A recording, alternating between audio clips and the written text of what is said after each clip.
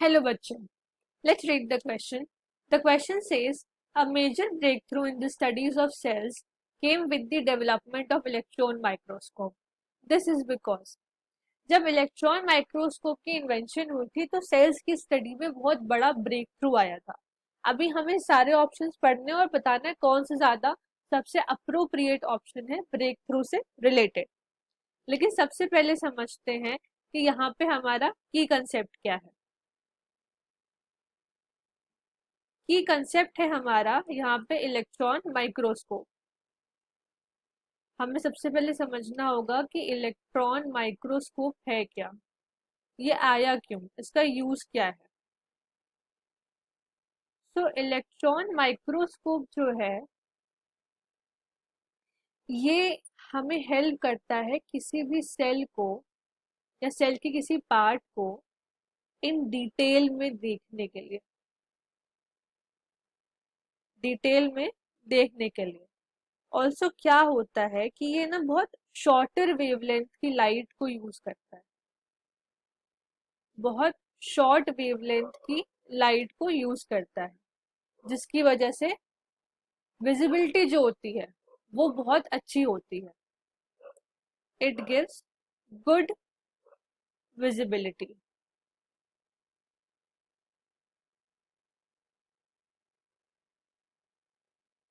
अब एक एक करके सारे ऑप्शंस पढ़ते हैं। सबसे पहला ऑप्शन है electron microscope is more powerful than the light microscope as it uses a beam of electrons which has wavelength much longer than that of photons। हमने अभी पढ़ा कि जो इलेक्ट्रॉन माइक्रोस्कोप है उसकी शॉर्ट वेवलेंथ होती है, ना कि लॉन्ग। तो ये ऑप्शन तो रॉन्ग हो गया, ये ब्रेक थ्रू से रिलेटेड नहीं है बिल्कुल। हमारा दूसरा ऑप्शन है resolution power of electron microscope is much higher than that of light microscope. सही बात है, जो इलेक्ट्रॉन माइक्रोस्कोप की रेजोल्यूशन पावर है, जो डिटेलिंग है कि हम उसको कितने अच्छे से देख सकते हैं, वो ज्यादा अच्छी है अगर हम उसको लाइट माइक्रोस्कोप से कंपेयर करें तो।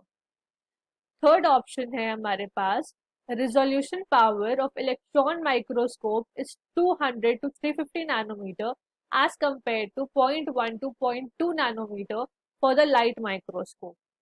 अब यहाँ पे देखिए, यहाँ पे बोला जा रहा है कि जो रेजोल्यूशन पावर है इलेक्ट्रॉन माइक्रोस्कोप की वो 200 से 350 नैनोमीटर है।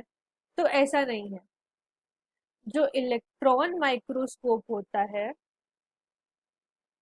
उसकी रेजोल्यूशन पावर होती है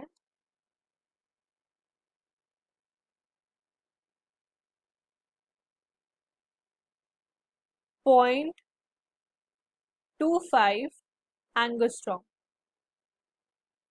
और जो लाइट माइक्रोस्कोप होता है, जो दूसरा माइक्रोस्कोप वहां पे मेंशन्ड है लाइट माइक्रोस्कोप, उसकी जो रेजोल्यूशन पावर होती है वो होती है 0.25 माइक्रोमीटर टू 0.3 माइक्रोमीटर। दोनों में डिफरेंस है और ये स्टेटमेंट भी गलत है। अब हम अपना फोर्थ स्टेटमेंट देखते हैं। फोर्थ स्टेटमेंट हमसे कह रहा है electron beam can pass through thick materials whereas light microscope requires thin sections. हाँ, बात ठीक है कि इलेक्ट्रॉन बीम जो होती है वो थिक मटेरियल से पास कर सकती है, लेकिन इसका ब्रेक थ्रू से कोई रिलेशन नहीं है। ये करेक्ट है बट अप्रोप्रिएट ऑप्शन नहीं है इस क्वेश्चन के हिसाब से। अप्रोप्रिएट ऑप्शन है option number B. So the correct option is option number B. Option B is the correct option. Hope you understood the question. Best of luck.